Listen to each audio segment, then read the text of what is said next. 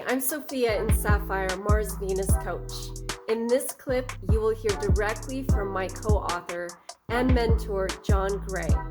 He's breaking down the 5 stages of dating, a framework that changed my life and now helps my clients navigate love with clarity and confidence. Whether you're starting over or wondering whether or not they're the one, this is essential. Let's dive in. Hey everybody, welcome to my channel. Stay with me to the end and I'll give you a powerful reframe to transform your relationship.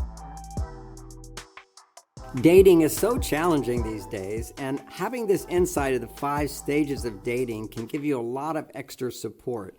We're always looking for the right person, but quite often, if we're not going through each of the 5 stages appropriately, you might be losing out and continuing to unknowingly sabotage the dating experience so you don't find the right person for you.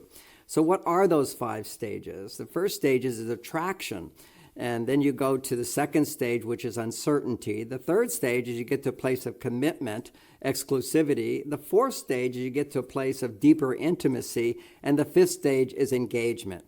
And we want to realize that every one of those stages, there's ways we unknowingly sabotage on what women do, what men do, and how you can make sure you navigate through each stage so you can get to your goal of recognizing this is the one for me and creating a relationship for a lifetime.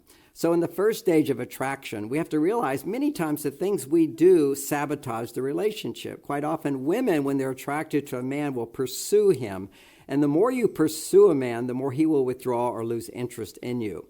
An example of that is giving to him what you would want, but not necessarily what will make him more interested in you. On a date, you might ask him lots of questions, because asking questions is something you would love from a man.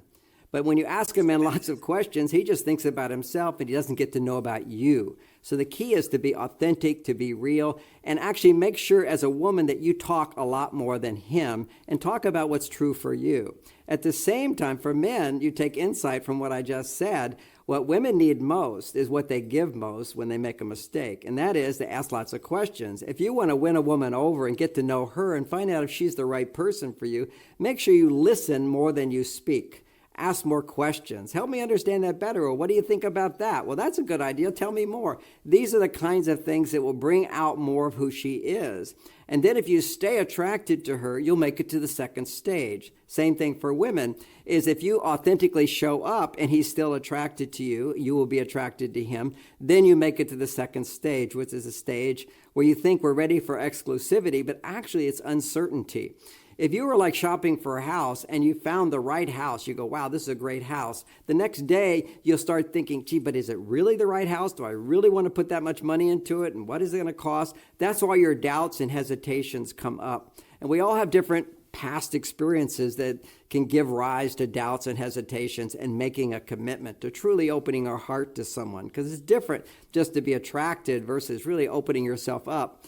So generally speaking, you could be with the right person, but you feel uncertain. You start to have all your doubts come up. And my favorite example for that is people could come to my house, which is beautiful, and see how wonderful it is. But if you're thinking of buying the house, they'll check under the house to see if there's mold, to see if there's cracks in the foundation, to see what the problems would be. So when people are thinking about really going for a committed relationship, our brain tends to become hypervigilant looking at the problems.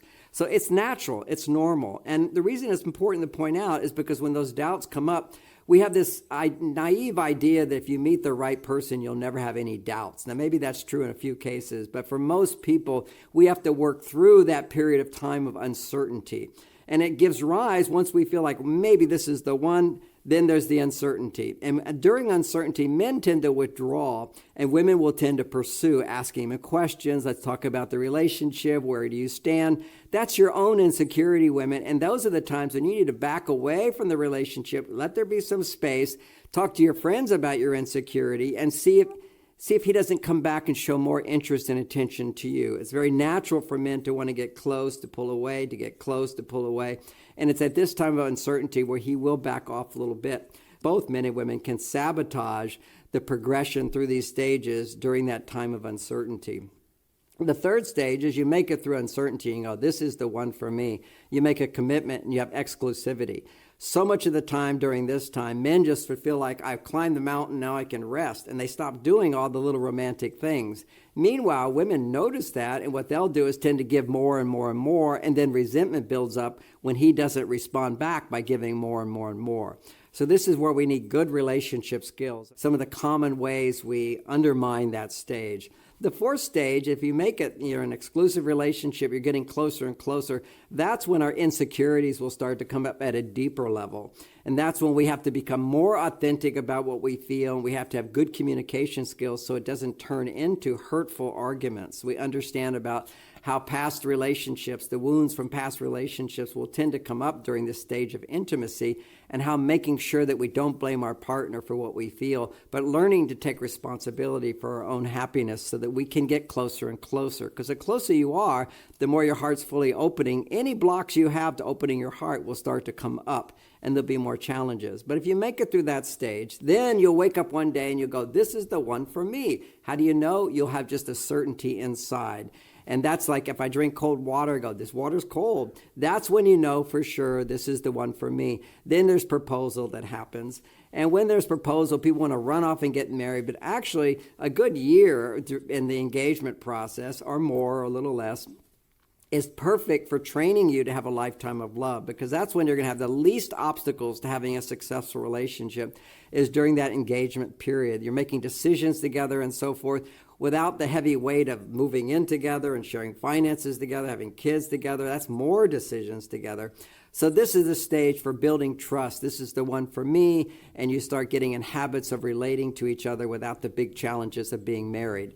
So those are your 5 stages, and at each stage there's obstacles, and together, if we understand those obstacles, we can work through our challenges and create a foundation for a lifetime of love. If this video helped you, share it with someone you love. And if you want more insight on how to create chemistry, confidence, and connection the Mars-Venus way, download my free guide in the description below.